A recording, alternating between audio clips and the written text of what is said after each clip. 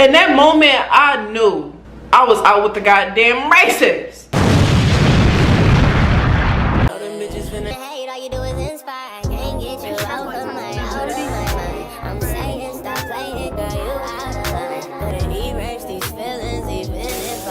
What's good, Totally team? It's your girl Totally Toxic in the building, and y'all already know. And today, y'all actually read by the title, I will be talking about the first time I ever had a sugar daddy, quote unquote. I feel like it's gonna be a little bit of a long story time, so get y'all snacks, y'all chips and shit like that, and come vibe with me and listen to the story time and whatnot. If you guys don't follow me on all my social media platforms, definitely follow me on the screen. I'm right here. And let's get into this video. It all started when I went out to the club with one of my friends, and the type of club that we was at a black club. You know, it was black music, black people there, a black vibe going on. And I saw this white old ass man there. Now, ain't nothing wrong with like white people coming to the black clubs or black people going to white clubs. He just really looked like he was the eyeball out, so he was very noticeable. Well, I was at the bar just chilling, and I just see him staring at me hard as shit. I'm minding my business, but I keep peeking at the side of my eye like, okay, nigga, what the f are you staring at? Get your ass on somewhere. So I moved to another part of the club, and I'm still seeing this nigga staring at me. Like, at this point, he's staring. So I got a little bit of liquor in my system, and when I got a little bit of liquor in my system, I become a little bit bold. I'm looking back at him like this. Sober Tolly would have been like, still doing this. With the liquor in the system, Tolly, what the hell is you looking at? He walked over to me and was like, you're so beautiful, can I buy you a drink? So I said, oh, yeah, you can buy me a drink. Shit, why not? So I went to the bar and I ordered myself a cranberry vodka, which I always get, and he got himself a Diet Coke. So he tried to talk to me over the music, but I could not hear him. He was like, I can't really hear you over the music. Can we exchange numbers? I said, okay, we can exchange numbers. Shit, why not? We exchanged numbers, I finished my drink, and I went back to the dance floor. While I was on the dance floor, I had got a message, and I looked at it a little bit. I was like, and I saw him text me saying, I like your moves. I put my phone back in my pocket so fast, just continued to dance and shit like that, doing my thing. The night ends, and the next morning came. And he texted me at 8 o'clock in the morning saying, good morning, beautiful. It was nice seeing you last night, but I'm about to go back to Atlanta. I just want to see you before I go back. I saw that message at like 9 o'clock in the morning. I did not respond until 2 or 3 o'clock because I did not want to see him before he went back. Once I respond back, he called me. I answered. He was like, hey, I'm about to go back to Atlanta, but I really want to see you. I'm thinking in my head, damn, nigga, I thought you went back by now. That's why I text you back so late. The fuck? So I was like, oh, for real, you want to see me? He was like, yeah, I want to see you. I want to see you one last time before I go. I just told him just meet me at the mall. So I went to the mall, and I'm sitting in the parking lot. He was like, I'm here, beautiful. He went out his car, and I got on my car, and he just like this, hey, like all happy and shit. So I'm like, hey, how you doing? Hey, I'm just match his energy. He hugged me, and we walked to my car, and at this point, we just talking outside of my car. But while we're talking, Bull's holding my hand, like he intertwining my hands while we're talking, like this. Talking about his family and what he do and his businesses and how he took over his father's business and that. They're basically talking like he got money. So I'm like, okay, this nigga got a little bag on him. I can get a little something out of him and shit like that. And then he went on to say he have a wife and they've been together for 40 years and that he's never leaving her. Huh?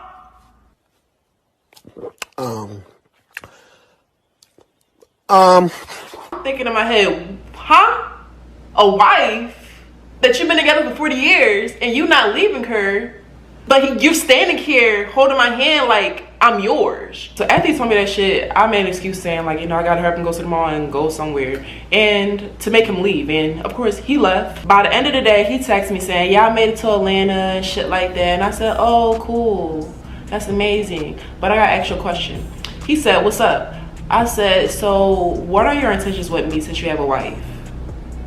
I bluntly asked that shit because I was really like, what the fuck do you want from me? Like, I really don't know you like that, but I know that you're a sweet girl. Basically right now I just want a friend, and we'll see where stuff goes. I didn't know how to respond to that shit, so I said, oh, okay. And that's it. And after that day, I stopped texting him for a week straight because just like, I didn't feel right texting him, but the nigga didn't get the point. He was texting me every morning saying, good morning, beautiful. Good morning, sexy lady. Good morning, beautiful. Good morning, darling. The nigga wasn't catching the hint. At that next week, I texted back and was like, good morning, hun. He was like, oh, I'm so happy you text me back. I'm coming back to the city. I want to take you out to this place. I'm not going to say the place name. I want to take you out here. So I said, you know what? I'ma go. If I go to this shit, I'm asking for this nigga for some money. I told him, I was like, yeah, I'll go. He was like, yeah, it's gonna be so much fun. He sounded like he was actually happy, like that I responded and that I wanted to go. He really did sound happy. The day came, y'all, of me going out with this man. And while I'm getting ready, I'm listening to music to get my ass pumped.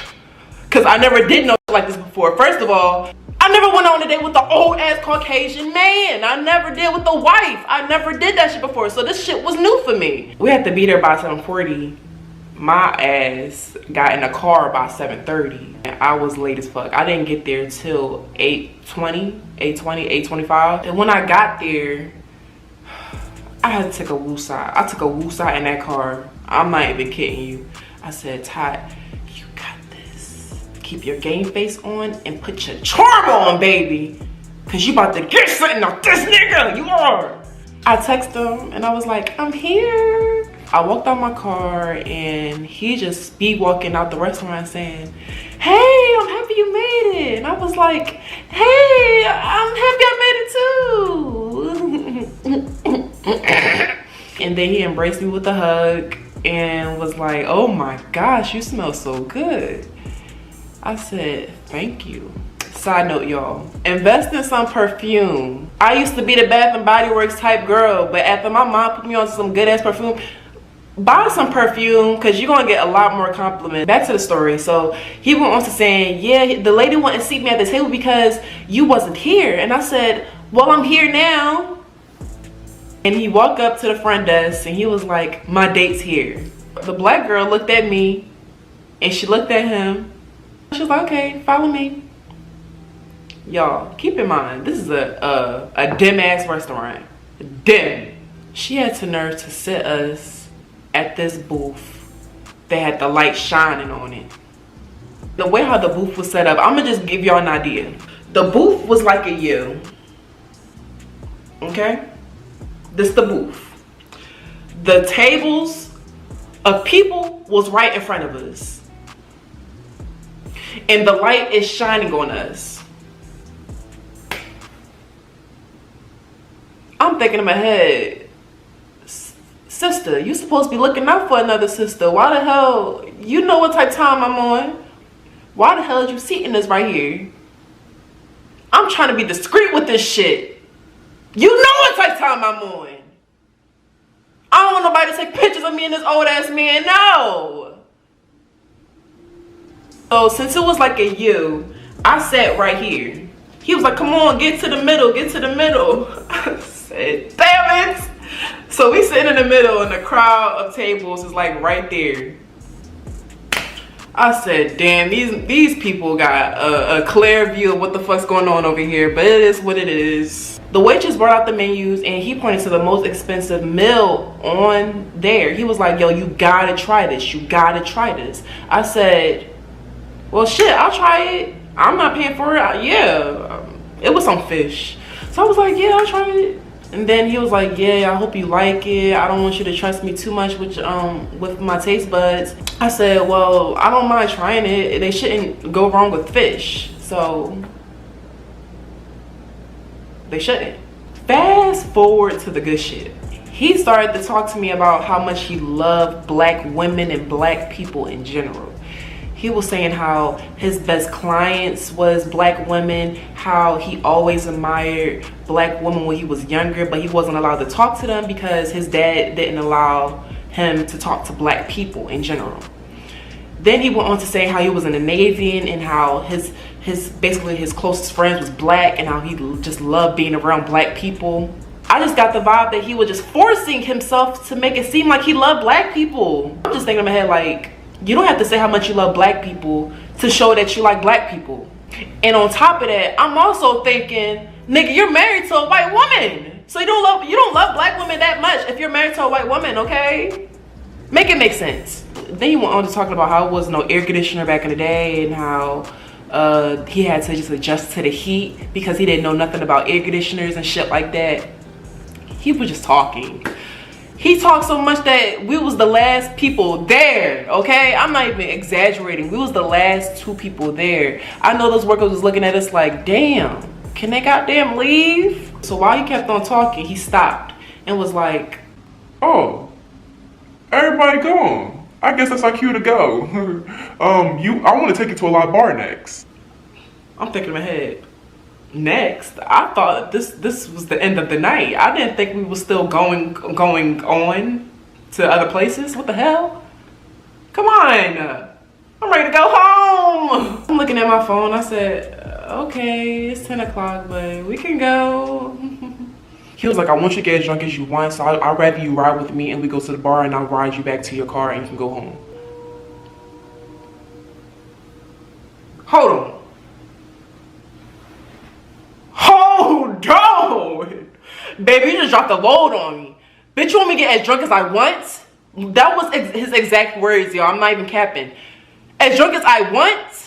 You got to be shitting me. I told him, I said, no, I'm perfectly fine. I don't want to get drunk now. I got work in the morning. I don't want to do that now. He was like, I just want you to have fun. I said, I'm having fun right now. I'm good. I'm having a lot of fun right now. So he was like, okay, I respect you.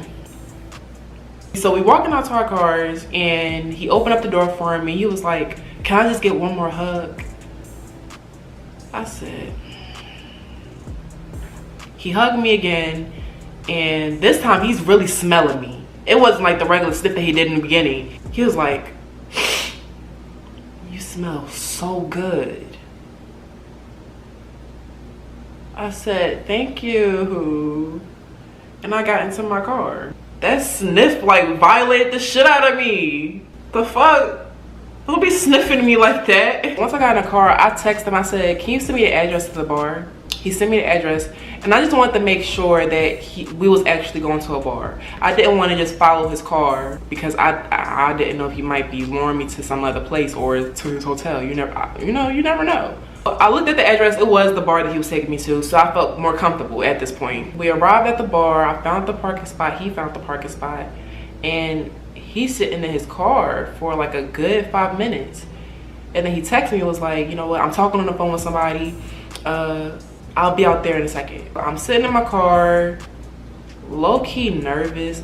I wasn't too scared only because it was a bar area. It was different bars. It wasn't just like a bar in like the middle of nowhere. It was different bars and there was people outside. At this point, I'm texting my mom my location because if some shit was to go down, my mom know where the fuck I'm at, okay? Soon as my mom texts me back, he popped up at my window scaring the shit out of me.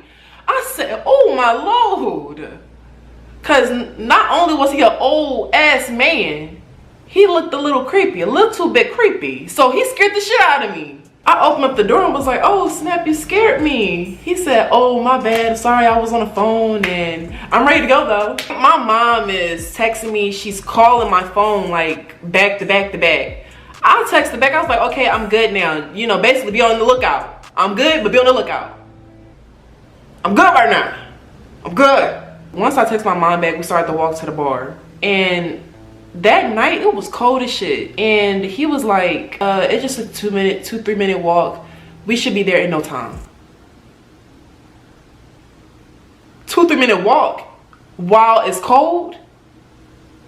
Where the hell is you really taking me? So we finally got to the goddamn bar. So as soon as we got in, he opened up the door for me and he's already feeling the music. He's already like, yeah, like, let's get it on and popping now, Tolly. I wasn't feeling the music at all because I'm more of like an R&B pop music. The type of music that was playing, it wasn't my style. It was like this type of music. Like that type of music, the yelling music. We move into the dance floor. He's like this, literally moving me like this.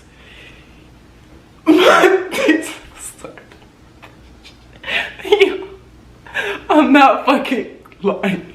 He dances to he's the turns and shit to me. You know how you do the ooh, woo, like this turns and just dancing to it. While we was dancing though, the people that was on the dance floor started to move out. Just to stare at us.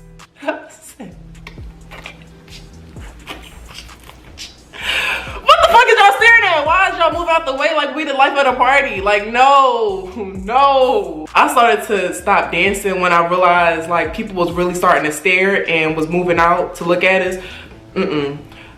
I stopped and I feel like he got the vibe and we walked to the bar to get something to drink. I don't know if it's just because I was paranoid, but the lady was smirking at me while I was ordering my drink. So I got my drink and then he was like, you want to go to the outside of the club? I said, yeah, let's go. We went outside. It was nobody outside. Like, it was probably like a good 2-3 people out there. But I fucks with the vibe now because nobody can't see us.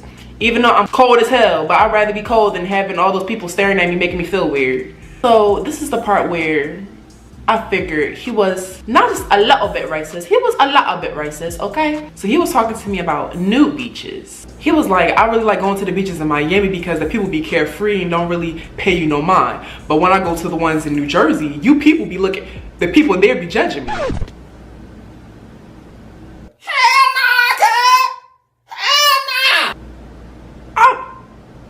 You people. He switched that shit up real quick. He said, you people, but the people, this nigga racist. In that moment, I knew I was out with the goddamn racist. I let it slide like a dumbass. I let it slide. I shouldn't have, but I let it slide. Then he continued to talk to me about how he liked being an eyeball out when he go to clubs. Meaning that he just like going to black clubs and being the only white man there.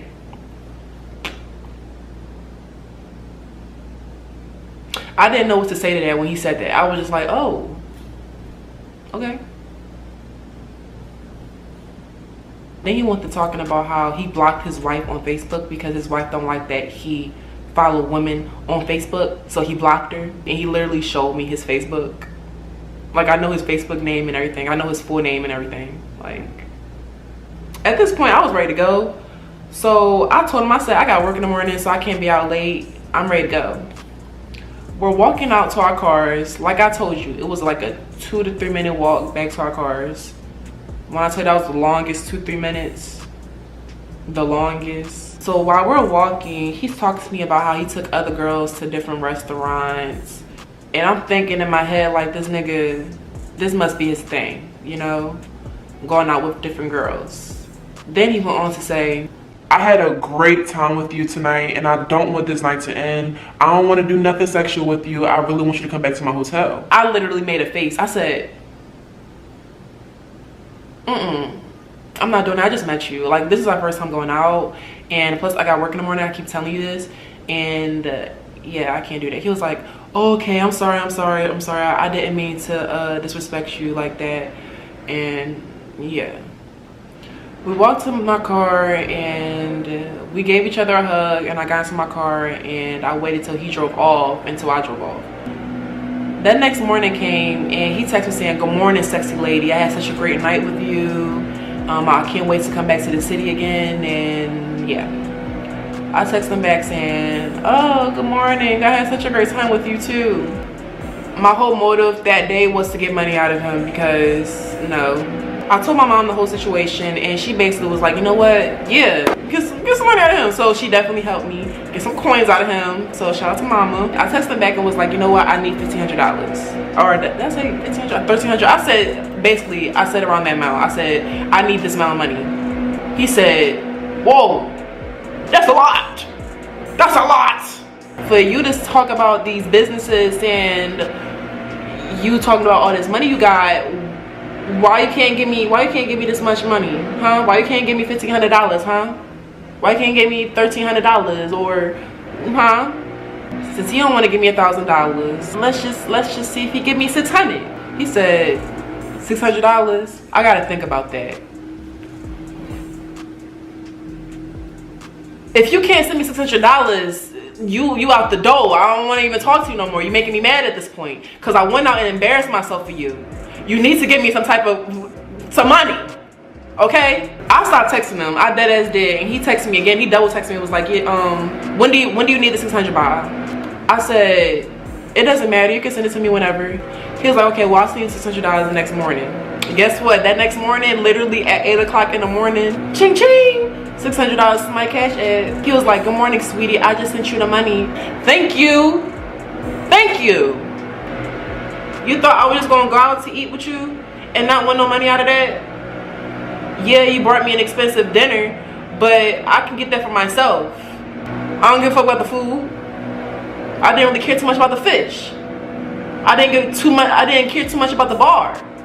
Give me the money. When I tell you, he been texting me every morning since the day that I met him. It be mornings where I just don't text him at all. Cause it's like, nigga, do you tell your wife good morning every morning like this? Do you text your wife good morning, sexy lady, or do you tell your wife good morning, sexy lady every morning?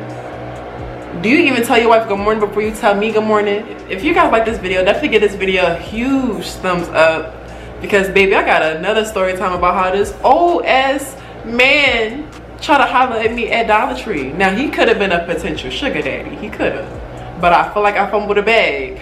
So yeah, if you guys want that story time, just let me know. Babies, these old ass men be out here looking for these young ass girls. If y'all the type that want sugar daddies and y'all willing to give up the sugar, just go outside. They looking for you. They looking for you. They are. I don't want to give up the sugar, so I probably will never have a sugar daddy. Okay. But if you guys like this video, definitely give this video a huge thumbs up, like, comment, subscribe, all that good stuff, and you know daddy show. It's your girl Totally Tati, and we is out this. Peace. See you guys. Just finna hate, all you do is inspire.